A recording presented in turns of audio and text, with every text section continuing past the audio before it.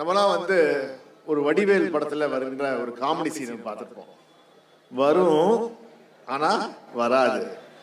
அதே போல்தான் இந்த பட்ஜெட்ல நம்மளாம் எதிர்பார்ப்பு வரும்னு நினைச்சோம், ஆனா ஒண்ணுமே வரல.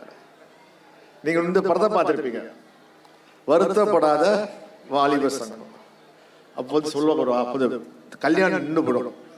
சத்யராஜன் மகளின் கல்யாணம் நின்றுன ஹீரோ வசந்த இவர்கள்லாம் சாப்பிட்டு வருவாங்க. தெரியுமா அப்பு, 1 கோடி செலவு செஞ்ச அப்பு, 1 கோடி அப்பு. அதே மாதிரிதான் இங்க 12 லட்சம் வரைக்கும் வரி இல்ல. கொடுப்பாங்களா? சும்மா கொடுப்பாங்களா? சோழியும் குடிமும் சும்மா ஆடுமா? டெல்லி தேர்தல் அடுத்த நாள் நடைபெறுகிறது.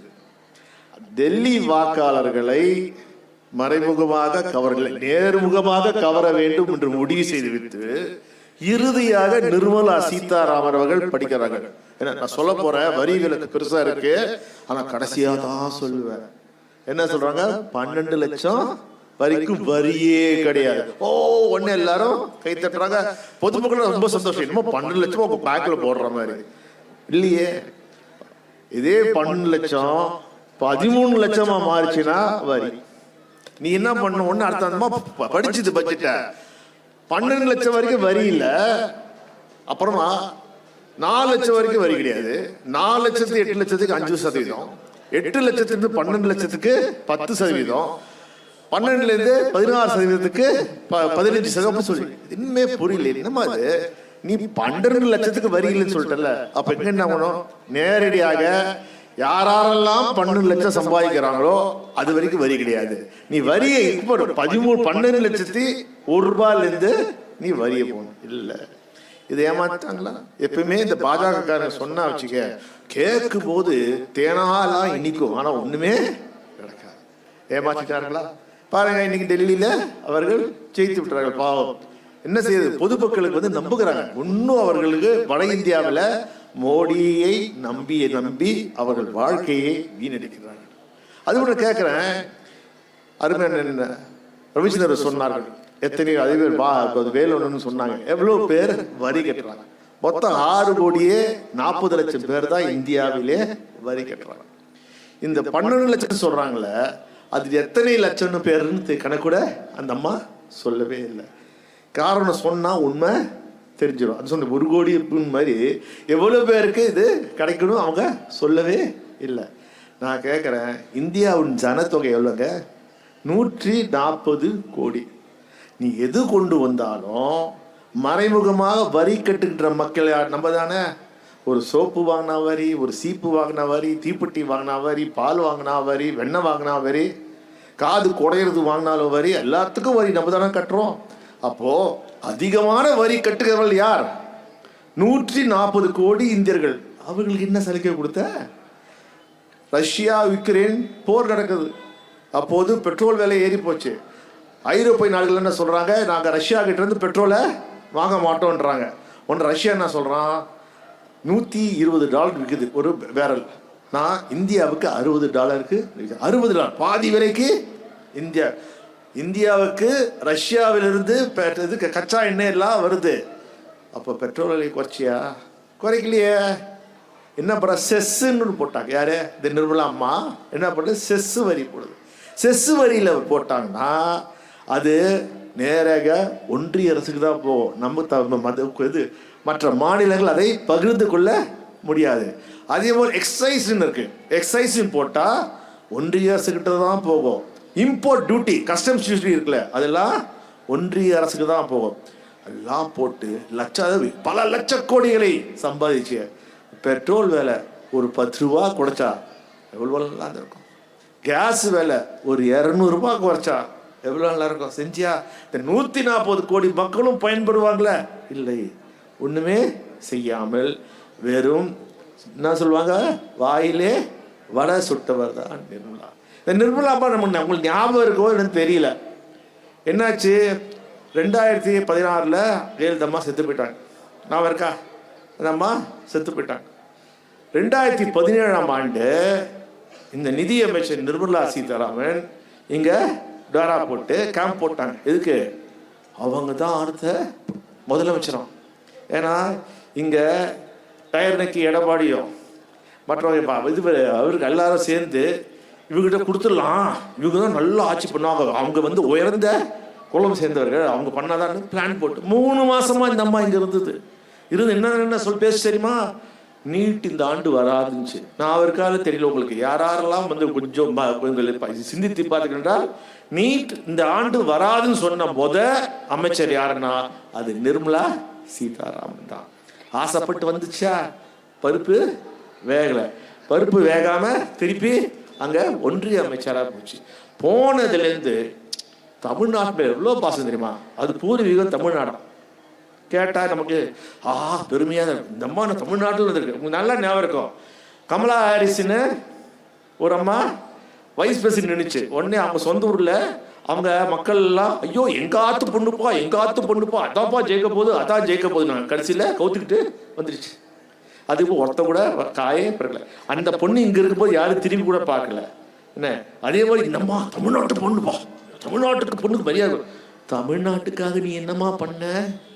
ஏங்க நிர்மலா தமிழ்நாட்டு சொல்லு என்ன சொல்லிச்சு தெரியுமா, போன இந்த 6 மாதம் முன்னால் நடந்த பட்ஜெட் கூட்டத்தில் ஒரு கூட்டம், தேர்தல் முடிந்தவர்கள், நான் தமிழ்நாட்டிலே பிறந்தது மிகப்பெரிய தவறு, ஏனால் நான் இந்தி படிக்க சென்றேன், என்னை சுற்றி வரைத்துக் கொண்டு இனி இந்தி படிக்க கூடாது சொன்ன நாடு எதென்றால் தமிழ்நாடு. அடப்பாவே, நீ பெரியார் பிறந்த மண்டலமா படிக்கவே வந்த, நீ வேற நாட்டுல வேற மாநிலத்தை விட படிச்சிருக்க பெண்களை படிக்க கூட விட்டுற மாட்டாங்க. பெரியார் இருந்ததால்தான் இந்த நிர்மலா சீதாராமன் படித்தார், இல்லாவிட்டால் வீட்டிலே முடங்கி கொண்டு இருப்பார். அதற்கு தந்த மண் இது. நாங்க இன்னைக்காவது இந்தி படிக்காது சொன்னோமா? இந்தியை திணிக்காததான சொன்னோம். என்னாச்சு? ஃப்ரண்ட் லைன் பத்திரிகை தெரியுமா, இந்து குழுமத்தில் வர பத்திரிகை, அதில் இருக்கிற ஆசிரியர் சொல்றார், நிர்மலா சீதாராமன் சொல்வது முற்றிலும் போய், என் மகளும் நிர்மலா சீதாராமன் ஒரே வகுப்பில் படித்தார்கள். நாங்களாம் ஒரு அக்ரகாரத்தில் இருந்தோம், எங்க அக்ரகாரத்து பக்கத்துல தான் அது பள்ளிக்கூடம் இருந்தது, எங்க அக்ரகாரத்தை தாண்டி கூட போக தேவையில்லை, பொதுமக்கள் யாரும் உள்ள நுழைய முடியாது, எங்க அக்காகாரம் அவ்வளவு சுத்தபத்தமா நாங்க வச்சிருந்தோம். இந்த அம்மா சொல்றது பொய்னாங்க. அதுக்கு இது நாள் வரைக்கும் ஒன்றுமே பதில் இல்லை. வருகை புரிந்துள்ள தியாகராய சட்டமன்ற உறுப்பினர் திரு குட்டி அவர்களுக்கு வரவேற்பை தெரிவித்துக் கொள்கிறோம். அதே மாதிரி இந்த மாதிரிலாம் சொல்றாங்க. சொல்லிட்டு இப்ப என்ன பண்றாங்கன்னா, நீங்க வந்து இன்னைக்கு இப்ப நிர்மலா சீதாராமன் பதில் இன்னைக்கு நல்லா பார்க்க வேண்டும். சில சமயம் ஆச்சரியமா இருக்கும், அந்த அம்மா கொஞ்சம் வயதானவங்க தான். பரதநாட்டியம் பார்த்துருக்கீங்களா? இந்த பரதநாட்டியத்தில் நவபாவங்கள் மகள், அதாவது ஒவ்வொன்றுத்துக்கும் கோவத்துக்கு ஒரு முகபாவனை, மகிழ்ச்சிக்கு ஒரு முகபாவனை, ஒரு நடிப்பாங்க பாரு பதில் சொல்லும் போதுங்க, நடிப்பாங்க தவிர ஒண்ணுமே நடக்காது. இன்றைக்கு என்ன பிரச்சனை? இன்றைக்கு தமிழ்நாட்டிலிருந்து 100 ரூபாய் நீங்க எடுத்துக்கொண்டா நீங்க எவ்வளவு தரீங்க? எங்களுக்கு வெறும் 39 ரூபா தரீங்க. இதே நீங்க வந்து உத்தரப்பிரதேசத்தில் 100 ரூபாய் எடுத்துக்கொண்டால் கிட்டத்தட்ட 350 ரூபாய் அங்க தரீங்க. பீகாருக்கு எவ்வளவு தரீங்க? 600 ரூபாய். 100 ரூபாய் வரி எடுத்துட்டு 600 ரூபாய்.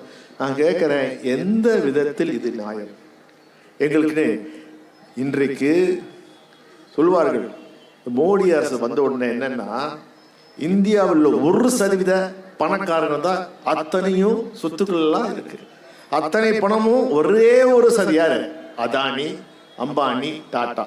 இவங்களை விட்டா வேற எல்லாருக்கும் டாடா பாய் தான். அவ்வளவு காசு. ஏன்னா பொதுமக்கள் புடுங்குறாங்க. வரி வரி வரி வரி, எதுக்கு எடுத்தாலும் வரி. ஒண்ணு சொல்லுது பாத்தீங்கன்னா, இப்போ புதிதாக இந்த அம்மா வரி போட்டிருக்கு. என்ன வரினா, தெரியாதனமா நீங்க ஒரு பைக் வாங்குறீங்கம்மா, உங்க பிள்ளைக்கு ஆசையா ஒரு மோட்டர் பைக் வாங்குறீங்க. அந்த மோட்டர் பைக்கை வாங்கி என்ன பண்ணோம், வயசாயிடுச்சு, பைக்குக்கு 6-7 வருஷம் ஆயிடுச்சு.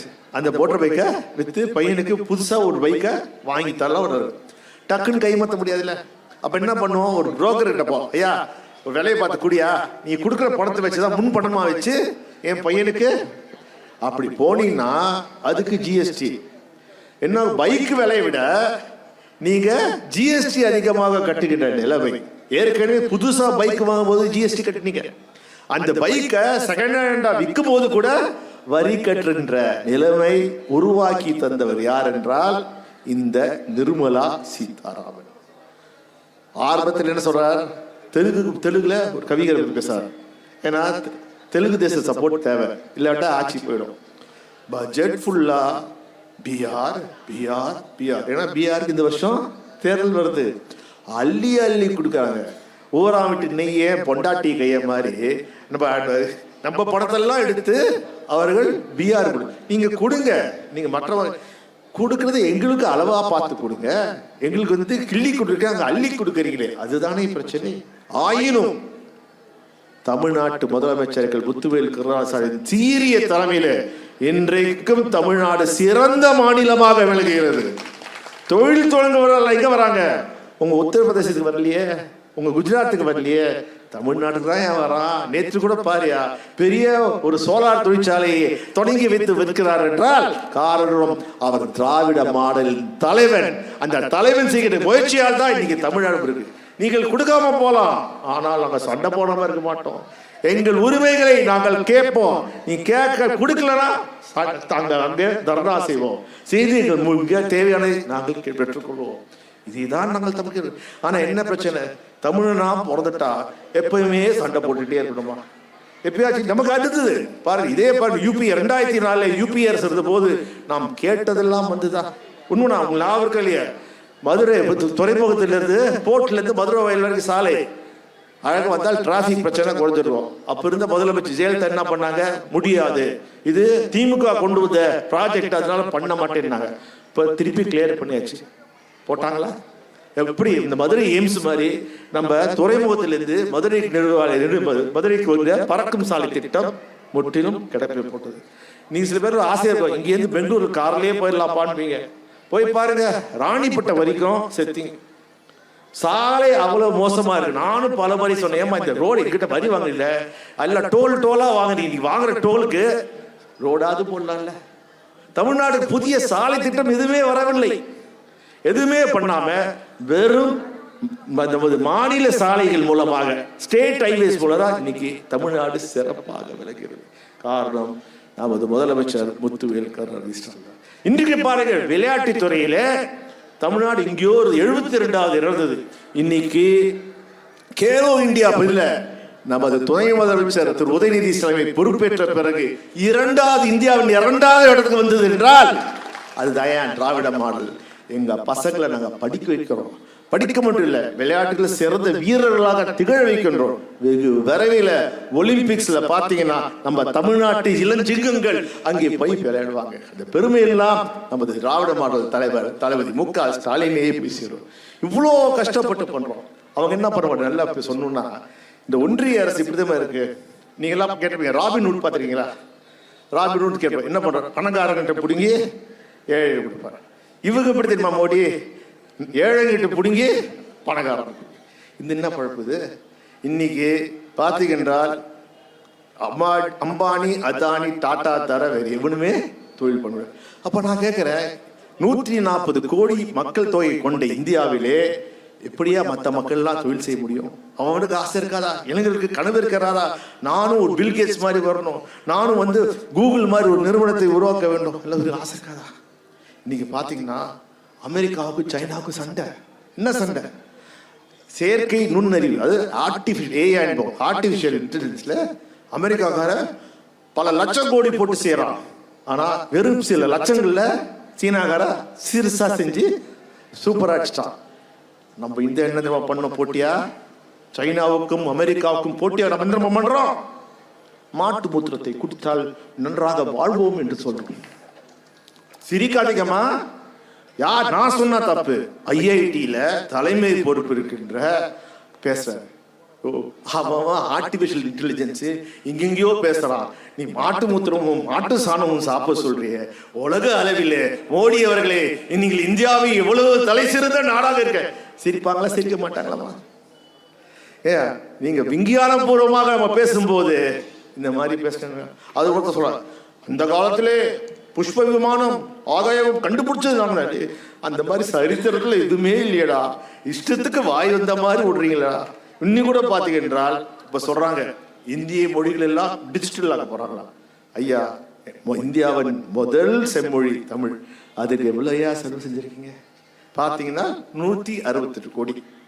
மோடி அரசு தமிழ் செம்மொழியை வளர்ப்பதற்கு செலவு தொகுதி எவ்வளவு 160 கோடி. இதே சமஸ்கிருதத்துக்கு 1680 கோடி. நீங்களா பேசுவீங்களா சமஸ்கிருதம்? யார் ஒரு ஐயரும் இன்னொரு ஐயர்கிட்ட பேச மாட்டான். அவனே புரியாது, மந்திரத்தை தவிர வேற எதுவுமே தெரியாது. ஆனால் அவர்கள் அங்கே உட்கார்ந்து கொண்டு நம்மை ஆட்டி படைக்கிறார்கள். அது மட்டும் இல்ல, இன்றைக்கு நீங்கள் என்னதான் எங்களுக்கு தேர வேண்டிய படத்தை நீங்க பதித்தாலும் இது தமிழ் மண். இந்த தமிழ் மண் வளர்ந்தே தரும். இந்த தமிழ் மண் வளர்ச்சியால் தான் இந்தியாவே வளர்ச்சி பெறும். அதற்கு தொழுதுணையாக இருக்கின்றார் யார் என்றால் நீங்கள் தான். நீங்க யாரை நம்புறீங்க? நீங்க முத்துவேல் கருணாநிதி ஸ்டாலின் நம்புறீங்க. நீங்க யார நம்புறீங்க? உதயநிதி ஸ்டாலின் நம்புறீங்க. நீங்க யார நம்புறீங்க? உதய சூரியனை நம்புறீங்க. அந்த நம்பிக்கை இருக்க வரைக்கும் எந்த தடை போட்டாலும் அந்த தடைகளெல்லாம் மீறி தமிழ்நாடு முன்னேறும் முன்னேறும் கூறி நான் வாய்ப்புக்கு நன்றி தெரிவித்து நன்றி.